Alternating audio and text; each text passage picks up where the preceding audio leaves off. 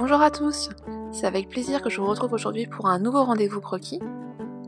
Alors, ça fait déjà un petit moment qu'on n'en a pas fait, donc cette fois-ci avec la rentrée, j'espère que ça va reprendre pleinement. Aujourd'hui, on va faire donc des monochromes, enfin je vous propose de faire des monochromes à la gouache pour ma part. Donc vous voyez déjà un petit aperçu du résultat final.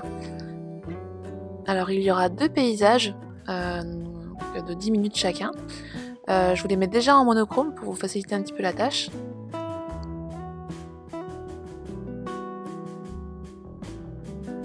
Ici, on peut voir du coup le matériel que moi j'ai utilisé, que je vous propose aussi. Donc pour le papier, j'ai utilisé un carnet de croquis de la marque SMLT. C'est une marque qui n'est pas encore très connue, mais qui est vraiment très, très chouette. C'est vraiment de très bonne qualité et avec des prix qui sont vraiment accessibles. Donc là, c'est un papier qui est en mi-teinte. C'est une couleur assez proche du papier recyclé. Ici, le papier fait 135 grammes par mètre carré. Donc ça paraît assez léger. Souvent, on me demande beaucoup s'il faut un papier assez épais pour la peinture. Moi, j'ai tendance un peu à dire que pour tout ce qui est entraînement, c'est pas la peine d'avoir un papier très épais. Donc là, voilà, c'est amplement suffisant pour faire des petites recherches qu'on va faire. Ensuite, donc j'ai utilisé de la gouache. Donc pour faire un monochrome, moi j'aime beaucoup utiliser le grid pen. Donc là, c'est au choix de chacun. Dans tous les cas, je vous conseille de prendre du coup une couleur qui soit assez foncée. Comme on est en monochrome, il faut que ce soit possible de faire une couleur foncée avec la couleur. Donc évitez tout ce qui va être jaune, parce que du coup vous pourrez pas avoir des couleurs assez foncées. Pour avoir vraiment une belle échelle de valeur. Autrement, j'ai utilisé de la gouache blanche du coup pour faire des couleurs claires et un pinceau, tout ce qui est de plus classique, pinceau pour peinture acrylique. Dans tous les cas, je profiterai de mes démonstrations juste tout à l'heure pour vous parler encore du matériel, pour vous préciser un peu des choses. Donc là maintenant du coup la séance va commencer. Donc voilà, je répète, il y aura bien deux paysages en 10 minutes. Donc vous aurez le chronomètre. Donc l'idée c'est de faire en monochrome, mais après bien sûr vous êtes libre de faire comme vous souhaitez.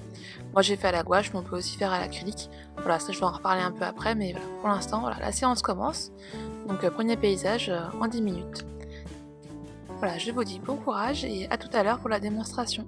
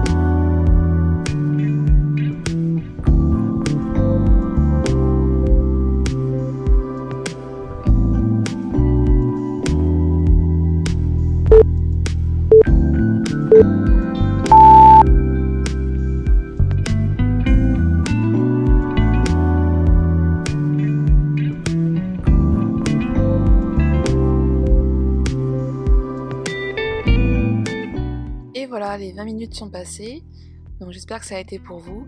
Alors c'est vrai que 20 minutes c'est assez long, mais finalement quand on est en train de peindre, ça peut paraître assez court, enfin ça passe très vite. Donc voilà, n'hésitez pas à me dire dans les commentaires si c'est quelque chose que vous avez déjà l'habitude de faire, de travailler en monochrome. Là moi je vais vous expliquer un petit peu pendant les démonstrations quel est l'intérêt de travailler en monochrome. C'est vraiment un très très bon exercice quand on débute en peinture, et même d'ailleurs quand on s'entraîne aussi. C'est un moyen vraiment de bien voir l'essentiel de votre peinture, de voir vraiment que les valeurs, de mettre de côté les couleurs pour vraiment penser à l'essentiel. Voilà, c'est vraiment une très bonne chose à faire. Donc là voilà, je démarre ma démonstration. Donc alors je commence par le ciel tout simplement parce que c'est plus pratique pour ne pas mettre la main dedans après quand je vais continuer. Après j'ai souvent un peu plusieurs stratégies quand je commence à peindre comme ça. Soit je fais d'abord les valeurs moyennes partout où il y a des valeurs. C'est-à-dire vraiment on va dire, pour faire plus simple, le gris moyen. Là je le place partout où il y a des valeurs et je laisse les blancs et les foncés. Mais là en l'occurrence, voilà, j'ai commencé plutôt par le haut. Ça dépend vraiment des sujets. Mais quand c'est des paysages, j'aime bien démarrer par le haut, par le ciel. Donc l'idée c'est qu'au début on place vraiment très grossièrement les grandes masses. Donc là pour l'instant j'ai une couleur qui est assez moyenne, hein, c'est ni très très clair ni très foncé. Parfois je commence un petit peu à esquisser les parties plus foncées, mais voilà, ça reste une couleur assez claire. Donc voilà, au début c'est vraiment très grossier, hein, c'est aussi tout l'intérêt de travailler avec une brosse. C'est que là j'utilise vraiment la tranche de ma brosse et je place vraiment des grosses masses. C'est pas très grave si c'est pas encore très précis. L'avantage de la gouache et de toutes les peintures en pâte comme ça, c'est qu'on peut vraiment après reprendre quasiment autant qu'on veut. Donc voilà, je vais vraiment le plus rapidement possible poser ma peinture partout pour déjà avoir un peu une vue d'ensemble, même si c'est très grossier. D'ailleurs en reparlant un petit peu de peinture, là moi je prends de la gouache parce que la gouache c'est une peinture que j'aime beaucoup au niveau de l'aspect esthétique, et aussi parce que c'est une peinture qui est très opaque. Après si vous avez de l'acrylique ça fonctionne très bien aussi. La seule différence c'est que l'acrylique sera un peu plus brillante en termes de résultats et elle sera un peu moins opaque. Donc par exemple il faudra peut-être passer plusieurs fois à un endroit pour que ça couvre vraiment le papier, ou enfin si vous voulez du blanc, il faudra peut-être passer plusieurs fois le blanc. Alors que la gouache en général c'est assez opaque. Mais voilà, les deux sont tout à fait possibles. Alors vous voyez là on est à peine rendu à 3 minutes de démonstration je pense, et vous pouvez remarquer que j'ai déjà placé de la peinture partout sur le format. Ça c'est vraiment un point important. Au début c'est un peu mon objectif premier, c'est vraiment de placer sur tout le format déjà au moins une base. Peu importe si elle sera finalisée, enfin voilà, peu importe si c'est vraiment l'aspect final, mais au moins tout est déjà placé, et après en fait je n'ai plus qu'à revenir un peu partout au fur et à mesure pour continuer à préciser à la fois en précision, en texture, et aussi en termes de valeur. Voilà, c'est vraiment le point important.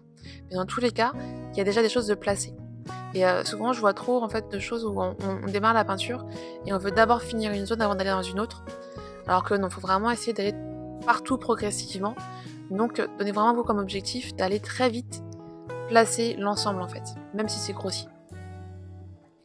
Alors si vous travaillez sur papier mi-teinte comme moi, n'hésitez pas à laisser un peu du fond de votre papier.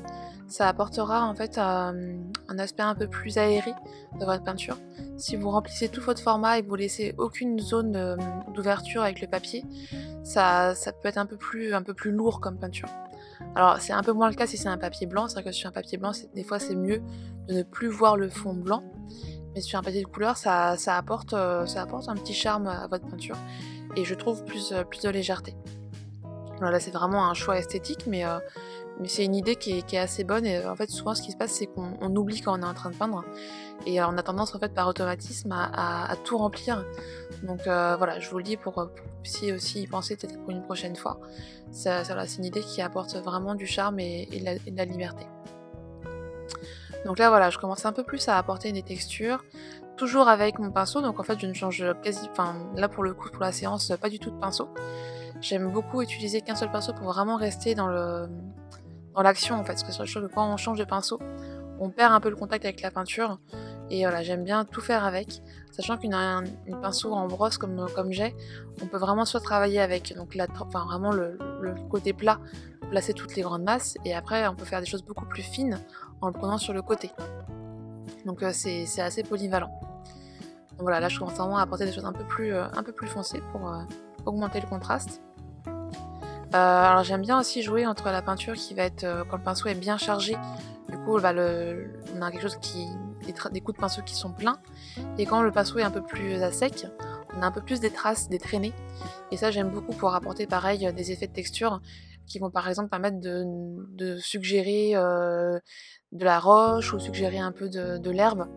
Voilà, faut pas forcément trop en abuser parce que des fois ça peut faire un peu too much, voilà, il y en a trop, mais c'est souvent assez sympa pour voilà, apporter des textures. Alors ça va dépendre aussi souvent du papier. En fonction du papier, des fois, il y a des papiers qui vont vraiment donner beaucoup de texture et d'autres pas beaucoup. Ou le papier est assez lisse, là, on aura moins de ces effets un peu texturés. Mais voilà, quand faut vraiment peut-être jouer avec son papier et son pinceau et faire des tests et voir avec quelle quantité de peinture ça rend plus ou moins sec ou plus ou moins plein, et de le savoir et après de jouer avec ça. Donc là voilà, j'ai déjà commencé à placer donc mes petits réaux plutôt foncés, maintenant les réaux plutôt blancs. Donc ça c'est vraiment à la fin que je fais ça, plus ou moins à la fin. Donc là voilà, j'apporte quasiment avec du blanc pur en fait, hein, pour bien faire ressortir le ciel, et aussi les éclats de blanc dans les montagnes, que je viens parfois un petit peu estomper. Voilà, je peux très bien placer d'abord un blanc pur et après me dire bon bah non, là il est un peu trop fort, donc je viens l'estomper par exemple que sur un côté, ou ça va être soit trop fort par rapport à la couleur, donc trop blanc, soit en fait la tache est trop marquée par rapport au reste, trop différente du reste. Donc à ce moment-là, je viens un petit peu l'estomper sur les bords de la tache. Donc voilà, pareil, là je continue à placer quelques blancs. Alors souvent, un truc qui est assez sympa à faire, c'est de placer les blancs près de zones très foncées. C'est-à-dire là, un petit liseré de blanc à côté d'une zone foncée, ça va encore mieux ressortir, ça va vraiment donner vraiment du volume. Donc voilà, j'en place un petit peu partout, là où ça me semble le plus judicieux. Alors à la fois par rapport à ma photo de référence, bien sûr, hein, c'est vraiment important de respecter la référence, mais je vais aussi prendre un peu des libertés par rapport à ce que je vais savoir ce qui sera le mieux en termes d'esthétique et qu'est-ce qui va être le plus efficace après visuellement. Il faut vraiment essayer de bien faire un entre-deux par rapport à ça. Il y a à la fois notre référence qu'il faut respecter, c'est vrai, mais il faut aussi, en fait, à la fin, il faut que ça rentre bien, il faut que ça soit percutant pour la personne qui va regarder, donc on n'est pas obligé de tout respecter. Si on se dit que bah, finalement un éclat de blanc rendrait bien à cette zone-là, et que c'est pas forcément vrai dans la référence, mais vous savez que ça va bien rendre, allez-y, hein, prenez cette liberté-là, c'est pas un souci, vous avez le droit de modifier un peu. Tant que ça reste cohérent, et tant que c'est pas une trop forte déformation par rapport à la référence. Voilà, on peut comme ça changer sans trop en abuser, mais il faut vraiment oser le faire. Donc là je repars avec encore à nouveau du très très foncé, donc c'est vraiment progressif, hein. Tout à l'heure j'ai foncé avec du foncé assez moyen, et là maintenant je pars avec vraiment le foncé très fort, pour vraiment donner des zones qui sont très profondes et bien faire ressortir. Donc là même principe, hein, je mets du foncé aussi près de couleurs claires quand je peux, pareil pour que ça ressorte bien. Donc là l'idée c'est de suggérer des textures sur les montagnes. Donc il faut vraiment bien savoir que c'est vraiment des recherches, donc des fois on y arrive, des fois on n'y arrive pas. Vous allez voir que sur la deuxième démonstration, je vais complètement me planter, je vais pas réussir à trouver la solution. Pour celui-là ça vient assez naturellement pour moi, mais voilà, des fois il y a des situations, des fois on n'y arrive pas, et c'est tout l'intérêt en fait de faire des entraînements comme on le fait ici. Voilà, 10 minutes c'est relativement court, et faut pas vous dire ah j'ai loupé, c'est nul, je recommence pas, enfin je réessaye pas. Non, il faut qu'on fasse vraiment c'est des essais, et si on se plante c'est pas grave, c'est vraiment partie du jeu, et il faut en faire beaucoup pour vraiment s'entraîner, et en fait il y a des moments où on dit ah bah là ça a marché, donc voilà, c'est normal, hein, le but n'est pas du tout de faire deux belles peintures absolument réussies, au contraire c'est pas forcément très bon signe. Quand on a l'impression qu'on a bien réussi, ça veut dire qu'on n'a pas pris assez de risques, qu'on est trop resté dans notre zone de confort.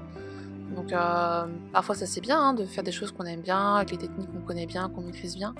Mais là le but de ces vidéos-là que je fais avec vous, les rendez-vous croquis, c'est vraiment d'essayer de prendre des risques. C'est pas long, c'est que 10 minutes pour chaque dessin. Donc c'est pas très grave si vous vous plantez, hein, c'est juste 10 minutes de perdu. Et encore c'est pas vraiment perdu, au contraire. Mais voilà, c'est pas un souci. Et voilà, c'est parti pour la deuxième démonstration déjà. Donc voilà, c'est reparti, deuxième paysage. Alors je viens de me rendre compte que j'ai oublié de vous parler du scotch que je mets autour de mes peintures avant de commencer.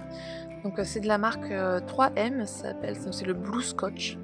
Donc c'est un magasin de bricolage, en fait à la base c'est un rouleau de scotch pour les peintres en bâtiment. Et en fait celui-là il est spécial pour surface sensible et surface fragile. Alors ce qui est intéressant c'est moi ça m'est encore jamais arrivé, hein, il n'a jamais déchiré de peinture ou de papier.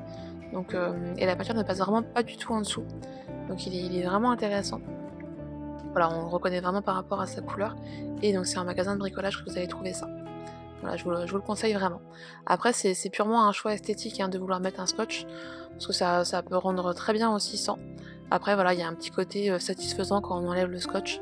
Bon, comme on l'a vu au début de la vidéo, on reverra à la fin. Voilà, il y a un petit côté sympa et ça apporte une petite finition. Mais voilà, c'est pas obligatoire. Donc là, on part toujours avec voilà, le même principe. Hein, j'essaie d'aller au plus vite pour tout placer. Donc là, vous allez vous rendre compte que je vais avoir beaucoup plus de mal à faire ma peinture. Je pense que le sujet était aussi un tout petit peu plus complexe. Il y avait beaucoup plus de petits éléments, beaucoup de petits arbres. Et en peinture, c'est pas forcément évident à rendre sans y passer voilà, des heures à peindre. Et donc c'est souvent un peu un challenge de réussir à suggérer avec juste quelques gros coups de pinceau des choses qui sont très chargées comme la référence. Alors pour revenir un peu sur la qualité du papier, donc là comme je vous le disais, je suis sur un papier en 135 grammes, donc c'est relativement fin, hein, en général voilà, papier pour l'aquarelle par exemple c'est 300 grammes, et le papier dessin c'est 70 grammes, 90 grammes, papier croquis. Donc voilà, c'est assez fin. Mais on peut quand même peindre dessus, hein, voilà, par rapport à mon papier par exemple, ça ne traverse pas du tout, hein, clairement il n'y a pas du tout de peinture qui va de l'autre côté. Bien sûr il gondole, hein, c'est normal, hein, il n'y a pas de magie, avec ce grammage là ça peut gondoler un petit peu, sachant que c'est pas du tout grave que ça gondole, parce qu'en fait après quand ça sèche, souvent ça revient assez plat, et là comme c'est un carnet, après en fait je vais venir le fermer le carnet et l'aplatir, donc en fait avec le temps ça va redevenir plat, donc il y a aucun souci. Après, ça dépend vraiment des papiers. C'est pas le grammage et finalement n'est pas si important que ça. Je sais que j'ai des papiers qui sont à 90 grammes et qui supportent très bien la peinture, et d'autres qui sont être plus gros et qui au contraire ne supportent pas du tout le petit peu d'humidité que je peux mettre, et donc par exemple ça va pelucher très rapidement, alors que par exemple c'est peut-être du 200 grammes par exemple. Donc voilà, ça veut pas dire grand chose. Il faut vraiment tester la qualité du papier et essayer. Et pareil, souvent, voilà, sur les carnets, il y a des recommandations. Par exemple, celui-là, c'est plus fait pour le croquis. Il n'est pas recommandé pour la peinture.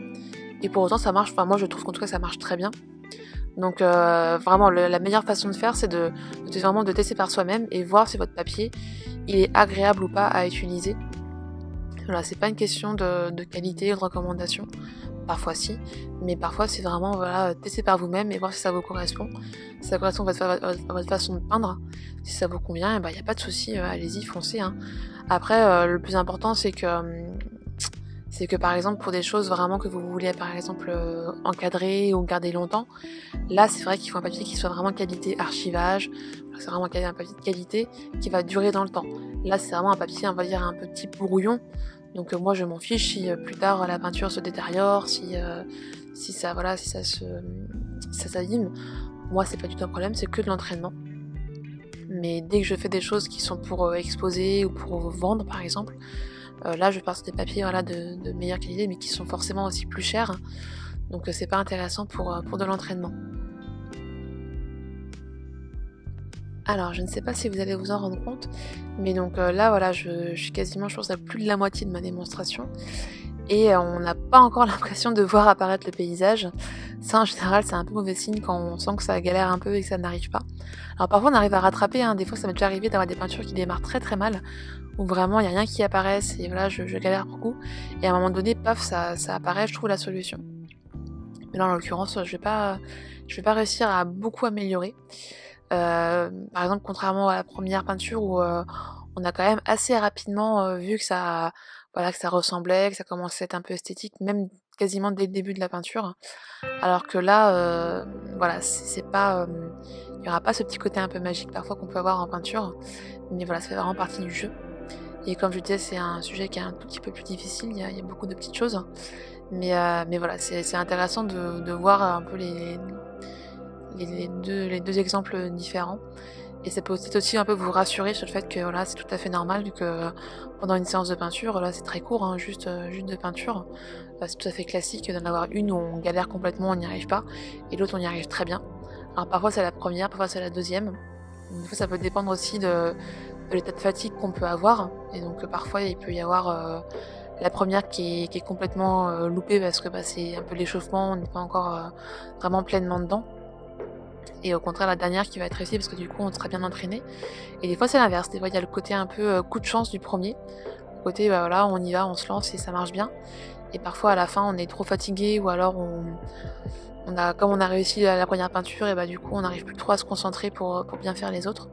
Donc voilà, là il y a une part un petit peu psychologique mais voilà, c'est tout à fait logique. Donc voilà, vraiment prenez bien en compte que quand on peint, l'objectif n'est pas de tout réussir, de tout faire joli. N'ayez pas en tête des carnets de croquis où chaque page est incroyable, où tout est magnifique, où il n'y a aucune erreur, où il n'y a aucun brouillon raté. Ça, soit c'est faux, c'est-à-dire que les gens entre guillemets, trichent, enlèvent des pages ou des choses comme ça. Soit c'est des gens qui sont vraiment très très très très entraînés depuis des années et qui du coup ont une aisance vraiment voilà qui a été vraiment entraînée. C'est vraiment important de dire alors le côté entraînement, c'est pas naturel de réussir à peindre comme ça tout le temps très bien.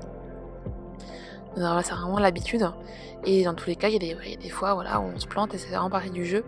Et moi, j'aime beaucoup aussi voir les dessins où je me suis plantée. Alors, quand je dis j'aime beaucoup, c'est pas vraiment que j'aime beaucoup, mais voilà, ça me permet de savoir que bah oui, voilà, il y a des fois où ça marche pas et c'est normal. Et du coup, j'apprécie beaucoup plus voilà, les moments où ça marche bien et je me dis bah oui, c'est peut-être grâce à ces moments loupés que voilà, j'ai réussi à faire des choses intéressantes. Donc voilà, vraiment rassurez-vous, c'est normal. C'est frustrant, mais parfois voilà, ça arrive très souvent. En général, je dirais même que parfois on loupe beaucoup plus de choses qu'on en réussit.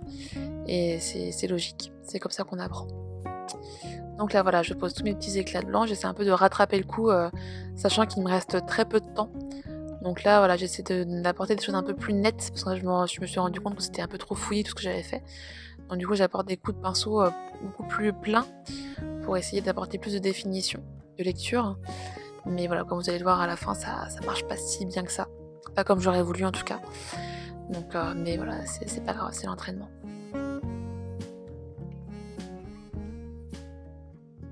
En tout cas, voilà, j'espère que ce type de vidéo vous plaît. Hein. N'hésitez pas à me dire dans les commentaires ce que vous aimeriez voir comme sujet, comme technique, voilà, en peinture, dessin. Voilà, c'est vraiment une type de vidéo que j'aimerais bien continuer à faire pendant toute l'année scolaire. Donc n'hésitez pas à me dire ce que vous en pensez, ce qui pourrait être améliorable. Je sais par exemple que c'est vrai que ça fait des vidéos qui sont assez longues, vu qu'il y a la partie où vous devez peindre et la partie où c'est la démonstration. Et je sais pas trop comment faire autrement pour que ça soit plus court, sachant que ça me semble intéressant les démonstrations. Après, un truc qui peut être intéressant, c'est par exemple de vous donner les fichiers photos qu'il y a à peindre et par exemple plutôt écouter les démonstrations en fond sonore. Je sais qu'il y a des gens qui en fait ne regardent pas forcément les démonstrations mais qui vont peut-être écouter seulement les commentaires que je suis en train de faire. Un peu comme un podcast finalement. Et donc, on peint pendant qu'on écoute les commentaires. Donc ça pourrait être pourquoi pas une idée aussi pour que ça paraisse moins long et ne pas passer trop de temps à regarder la vidéo et à devoir attendre tous les commentaires, donc ça peut être en même temps que vous êtes en train de peindre, ça sera vraiment chouette. Mais c'est vrai que je suis un peu obligée de séparer la vidéo en deux quand même. Et c'est vrai que le côté timer sur la première partie est quand même intéressant parce que c'est vrai que des fois naturellement soi-même on a un peu du mal à se mettre soi-même un chronomètre. Donc là le fait de se laisser un peu porter par la vidéo c'est intéressant. Voilà, c'est la vidéo qui vous donne le timing. Donc ça je trouve ça assez chouette, mais voilà, n'hésitez pas à me dire comment on pourrait améliorer ça. Et voilà, et puis pourquoi pas aussi les sujets. Et pourquoi pas aussi peut-être des vidéos un peu plus longues, par exemple avec 4 sujets différents de 5 minutes ou même de 10 minutes et voilà, faire des sessions plus longues de croquis.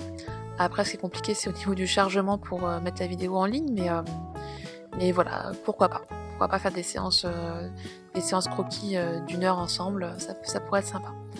Et faut savoir aussi qu'à partir de la rentrée là, je compte faire donc sur mon compte Instagram donc un live toutes les semaines. Où donc là du coup je vais peindre en même temps que je suis en train de parler. Alors que là par exemple là, c'est vraiment une voix off que je fais après sur le montage. Et là ça sera un peu différent, ça sera vraiment en live, donc ça sera moins propre que là actuellement. Ça va un peu plus bafouiller. Mais ça sera vraiment en direct. Voilà, je parlerai en direct. Donc ça sera donc à partir du 7 septembre sur mon compte Instagram. Donc n'hésitez pas à vous abonner pour si vous êtes intéressé par ce principe-là. Et là par contre justement je donnerai en fait les photos références à l'avance, quelques jours avant. Pour l'idée c'est que bah voilà on puisse peindre en fait en même temps. Donc vous lancez le live, moi je peins et je discute avec vous et vous pouvez aussi peindre du coup en même temps et pourquoi pas un peu comparer à quelle vitesse un peu on va entre les personnes. Mais voilà, l'idée c'est de se motiver à plusieurs, ça va me motiver aussi moi et pour vous aussi, pourquoi pas d'avoir un petit rendez-vous comme ça régulier, sans trop de prise de tête au niveau technique, parce qu'il faut savoir que le montage vidéo c'est assez long, alors que bah là un live, voilà, je lance la vidéo et puis on y va quoi, on peint. Ce sera peut-être de moins bonne qualité en termes de vidéo, mais je pense plus spontané et du coup je pourrais en faire aussi plus souvent. Ça va me permettre d'en faire régulièrement. Donc voilà. J'espère que la vidéo vous a plu, donc si vous le faites, n'hésitez pas à poster vos dessins avec le hashtag rendez-vous croquis. Donc sur Instagram ou même sur Facebook, voilà, n'hésitez pas à les poster avec le hashtag pour que moi du coup je puisse aller les voir. Et puis voilà, on se dit à bientôt et puis bon courage si vous faites la vidéo. Et à bientôt pour un prochain sujet.